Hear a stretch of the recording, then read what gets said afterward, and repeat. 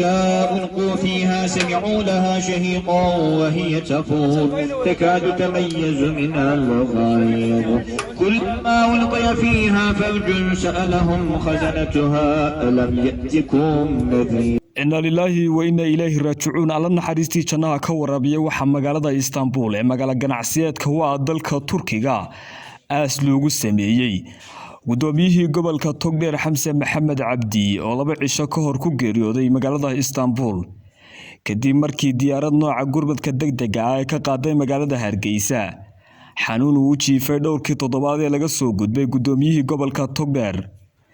aaska salaada jinaasada waxa ka soo qayb galay qaybaha kala duwan ee bulshada ku dhaqan magaala ganacsiyeedka dalka Turkiga ee Istanbul waxaana halkaasi looga duceeyay alla naxariistii jannada ka waraabiyo gudoomiyihii gobolka Togdheer oo maanta halkaasi lagu aasay waxaana dadka aaskaasi ka soo qayb galay ay dhamaantood ay ka marakeen inuu ahaa shakhsi fiican isla markaasina afgaaban kuna wanaagsanaa cibaadada isla markaasina ka baxay shacabka gobolka Togdheer iyo Somalilandba ehelkii qaraabadii asxaabta iyo shacabka gobolka Togdheerna inuu Ilaahay samiriyay man dhamaantood oo ka siiyo isagana uu naxariisto.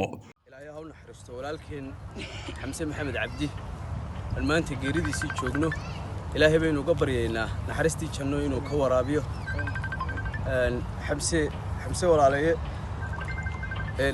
nin maanta taariikhdiisa halkan ku koobi karayna maaha Ilaahay ha u naxariisto ayaynu leenahay dhammaanteen Ilaahay sabir iyo iimaanaha inaga siiyo dhammaan eheladii qaraabadiina taxsiibaan u diraynaa Ilaahay ha u naxariistaan leenahay. bismillahir rahmaanir rahiim. dhammaankan waxaan u wada taaganahay tacsida walaalkeen Xamse Maxamed Cabdi. Ilaahay waxaynu uga baryaynaa inuu naxariisto. Ilaahay waxaynu weydiinaa naxariis waasica. Ilaahay samiriye imaan dhammaantiin haynaga wada siiyo dhammaantiin waynaga wada baxay. Ilaahay waxaanu weydiinaa ubadkiisii ummadda islaamka oo dhan oo ka baxay Ilaahay samiriye imaan ka wada siiyo. إذا ألقوا فيها سمعوا لها شهيقا وهي تفور تكاد تميز من الغيظ كلما ألقي فيها فوج سألهم خزنتها ألم يأتكم نذير.